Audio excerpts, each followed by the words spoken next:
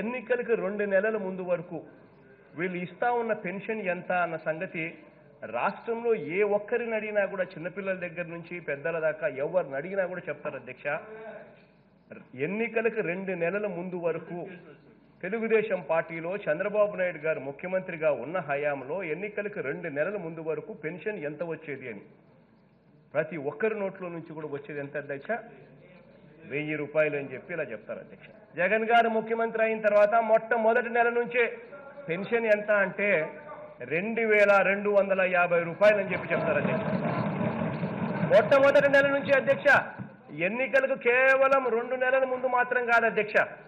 వాళ్ళు చేసింది ఏంటంటే అధ్యక్ష, 5 సంవత్సరాలు పరిపాలన చేసే బాధ్యత తీసుకుంటే ప్రజలను 4 సంవత్సరాల 10 నెలల పాటు కేవలం 1000 రూపాయలు మాత్రమే ఇస్తూ వీళ్ళు అంటారు 2000 మేము ఇచ్చాము అని చెప్పి ఈరోజు క్రెడిట్ తీసుకునే కార్యక్రమం చేస్తూ ఉంటే నిజంగా నిజంగా అది మానవత్వం అంటారు అధ్యక్ష?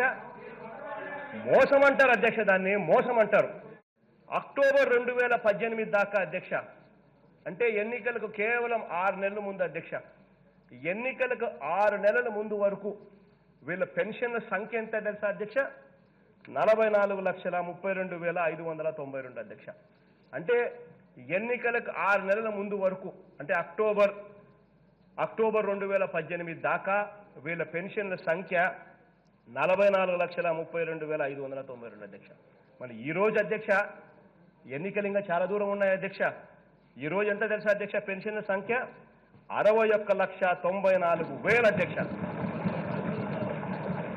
అధ్యక్ష ఆయన హయాంలో అధ్యక్ష పెన్షన్ బిల్లు నెలకు 500 రూపాయలు కూడా లేదు, 500 కోట్లు కూడా లేదు అధ్యక్ష.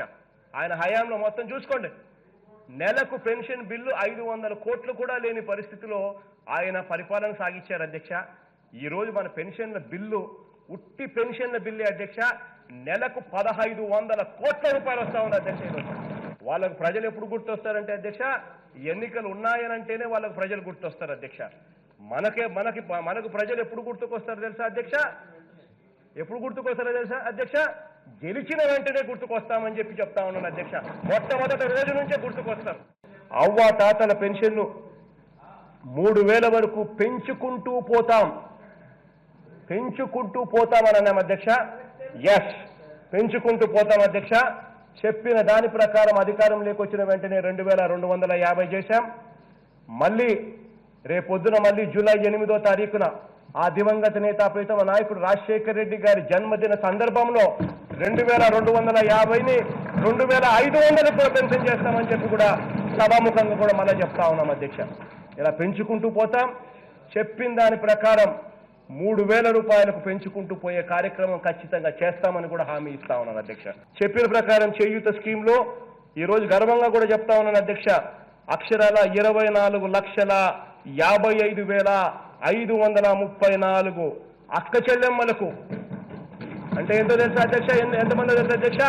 దాదాపుగా కోటి జనాభా ఇంటూ 4 వేసుకుంటే 24,55,534 లక్షల అక్క చెల్లెమ్మలకు అక్షరాల 4,604 కోట్ల రూపాయలు దేవుడు దయతో ఇవ్వగలిగారని చెప్పి కూడా గర్వంగా కూడా చెప్తా ఉన్నాను అధ్యక్ష. ఏదైనా చర్చ జరగాలి అసెంబ్లీలో అంటే ఆ చర్చకు నిజంగా ఒక మీనింగ్ఫుల్ చర్చ జరగాలి. ఏదైనా కానీ అబద్ధాలు చెప్పకుండా నిజాయితీగా చెప్పండి. ఎక్కడైనా మేము తప్పులు చేస్తా ఉన్నామనంటే బంగారంగా దాన్ని కరెక్ట్ చేసుకుంటాం. ఎవరిని స్పేర్ చేయనని చెప్తా ఉన్నాను. నా పార్టీకి సంబంధించిన వాళ్ళు తప్పులు చేసినా కూడా ఉపేక్షించే పరిస్థితి ఎప్పుడూ ఉండదని కూడా చెప్తా ఉన్నాను.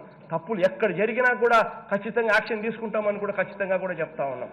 ఏదైనా అట్లాంటి సలహాలు సూచనలు ఏదైనా కన్స్ట్రక్టివ్గా ఇవ్వాలి కానీ ఇది మాదిరిగా అదే పనిగా రాజకీయ దురుద్దేశంతో కావాలని ఒక అబద్ధాన్ని పబ్లిసైజ్ చేసి ఆ అబద్ధాలను వాళ్ళకు సంబంధించిన ఎల్లో మీడియాలో పెద్ద పెద్ద తాటికాయంత అక్షరాలతో దాన్ని మరుసటి రోజు అదే వేపించుకొని ప్రజల చేత అదే నమ్మించాలి అని చెప్పి ఆరాటపడే కార్యక్రమం చేస్తూ ఉంటే ఇది ఎక్కడికి పోతా ఉంది అధ్యక్ష?